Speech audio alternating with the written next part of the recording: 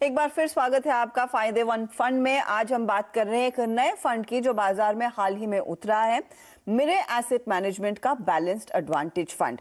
खासियत इस फंड की यही है, ये इक्विटी के साथ साथ कुछ डेट में भी पैसा लगाता है।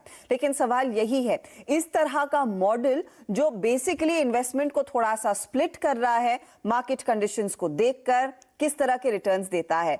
हर्षद हमारे साथ जुड़ गए हैं जो इस फंड के मैनेजर हैं। हर्षद, सवाल यही होता है कि इस तरह के फंड जहां पर डेट और साथ ही साथ इक्विटी का भी एक्सपोजर है, किस तरह के रिटर्न्स देते हैं। कंसिडरिंग आप इस समय 45% का इक्विटी में निवेश करके बैठे हैं, ये बताइए क्या एक्सपेक्ट कर सकता है एक निवेशक 2 साल के अंत में। एंड आई एम गेसिंग कि आप 2 से 3 साल का ही नजरिया लेकर उतरेंगे तो ज्यादा बेहतर होगा इस तरह के फंड में।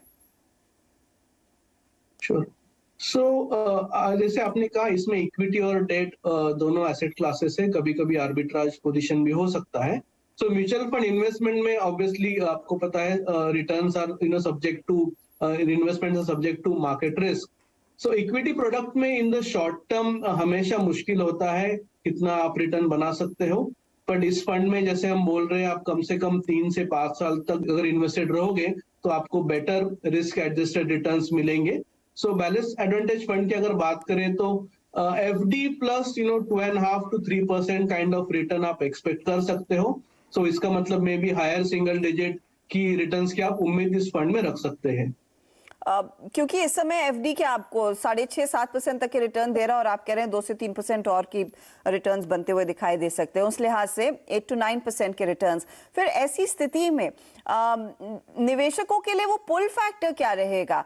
कंसिडरिंग आप जो बाकी फंड्स मैनेज करते हैं उसमें काफी बढ़िया रिटर्न्स देखने को मिले हैं, तो what is in it for an investor to get into a balanced advantage fund at this point in time, Harshad?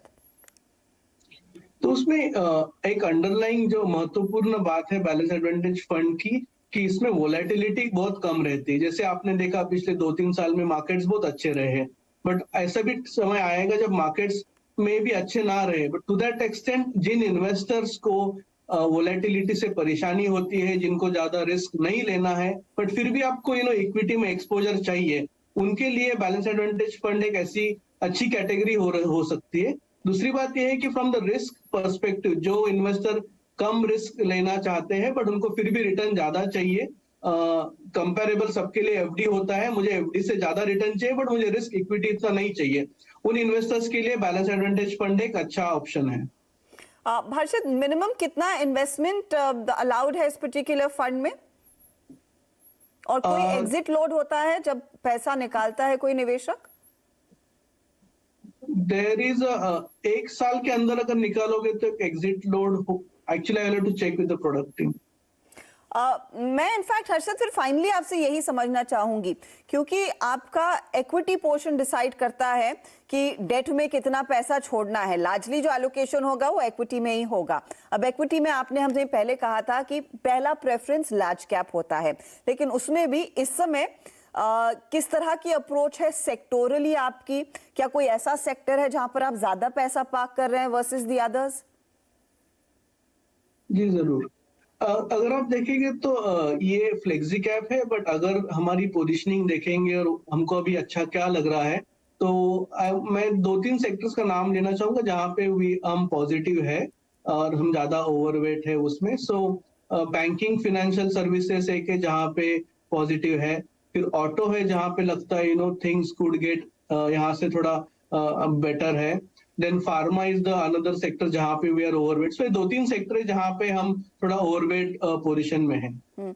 और टेक्नोलॉजी जैसी कंपनियां जहां पर हमने देखा है फिर से थोड़ा सा प्रेशर बनता हुआ दिखाई दिया है, जो लार्जली ग्लोबल इकोनॉमी से भी लिंक्ड है, क्या वहां पर कम एलोकेशन है या फिर एलोकेशन आप नहीं रखेंगे?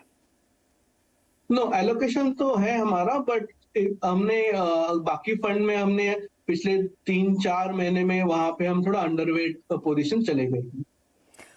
मैं इनफैक्ट हर्षद फिर फाइनली आपसे यही समझना चाहूंगी, क्योंकि आपका इक्विटी पोर्शन डिसाइड करता है कि डेट में कितना पैसा छोड़ना है। लार्जली जो एलोकेशन होगा वो इक्विटी में ही होगा। अब इक्विटी में आपने हमसे पहले कहा था कि पहला प्रेफरेंस लार्ज कैप होता है, लेकिन उसमें भी इस समय किस तरह की अप्रोच है सेक्टोरली आपकी? क्या कोई ऐसा सेक्टर है जहां पर आप ज्यादा पैसा पार्क कर रहे हैं वर्सेस द अदर्स? जी जरूर।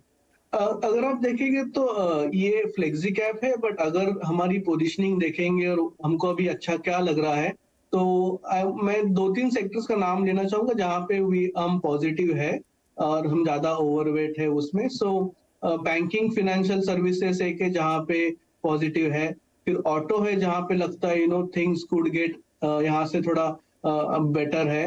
Then pharma is the another sector जहाँ पे वी आर ओवरवेट। सो ये 2-3 सेक्टर है जहाँ पे हम थोड़ा ओवरवेट पोजीशन में हैं। और टेक्नोलॉजी जैसी कंपनियां जहां पर हमने देखा है फिर से थोड़ा सा प्रेशर बनता हुआ दिखाई दिया है, जो लार्जली ग्लोबल इकोनॉमी से भी लिंक्ड है, क्या वहां पर कम एलोकेशन है या फिर एलोकेशन आप नहीं रखेंगे? नो, एलोकेशन तो है हमारा, बट हमने बाकी फंड में हमने पिछले 3-4 महीने में वहां पे हम थोड़ा अंडरवेट पोजीशन चले गए। हर्षद, बहुत बहुत शुक्रिया हमारे लिए समय निकालने के लिए और डिटेल में समझाने के लिए बैलेंस्ड एडवांटेज फंड में पैसे लगाने के फायदे। ऑल द वेरी बेस्ट और आपसे हम संपर्क में जरूर रहेंगे। चलिए, इसी के साथ फायदेमंद फंड में आज इतना ही। मैं उम्मीद कर रही हूं आपको समझ में आ गया है बैलेंस्ड एडवांटेज फंड क्या है और क्या आपके लिए ये सही फंड है इस तरह के वॉलेटाइल एनवायरनमेंट में पैसे लगाने के लिए या नहीं। इसी के साथ दीजिए मुझे इजाजत, लेकिन खबरों का सिलसिला जारी रहेगा। नमस्कार।